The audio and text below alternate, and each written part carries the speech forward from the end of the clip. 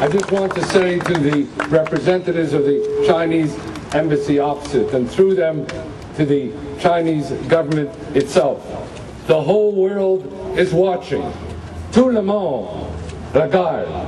And what we are witnessing today in China is a persistent and pervasive assault on human rights. A betrayal by the Chinese government of the Olympic Charter, of the Olympic Games, and most important, a betrayal by the Chinese government of the rights and hopes of the Chinese people themselves, and a betrayal of their undertakings to the international community.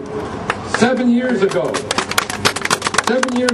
when the Games were about to be awarded to China, I was one of those who protested the awarding of those Games. I wrote a letter to the International Olympic Committee, held protests, and released a report then of human rights violations in China. And I said we should not be rewarding a culture of impunity. When the Games were awarded, the Chinese government said, we will respect human rights, we will respect media freedom, and as they put it, and I quote at the time, we will translate these words into deeds. Well, 7 years later, the deeds mock their words. The deeds betray their undertakings. Their deeds constitute a massive assault on human rights.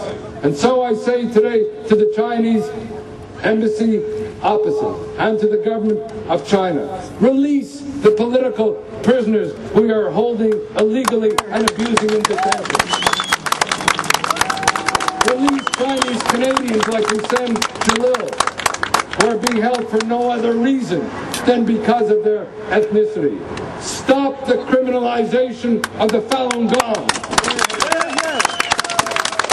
Allow them to exercise their religion and exercise movement in accordance with the values that they espouse, which are ancient values of China.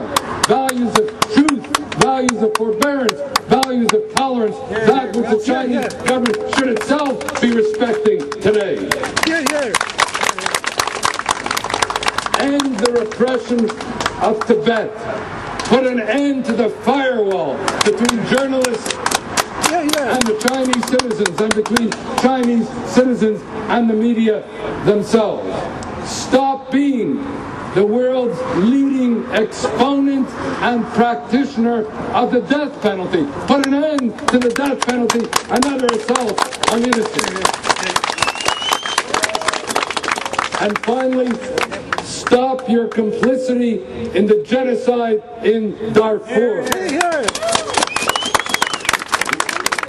For what we have today is China buying oil from Sudan, Sudan using the oil to buy weapons from China, and the weapons used to kill Darfuri.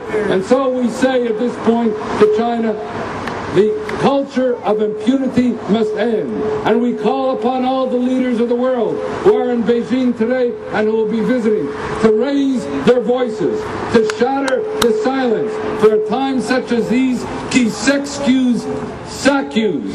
Whoever remains indifferent indicts himself and herself. And so we say, we will not be silent, we will not be indifferent, we will continue, we will be relentless in raising our voice and acting in the pursuit of freedom for all.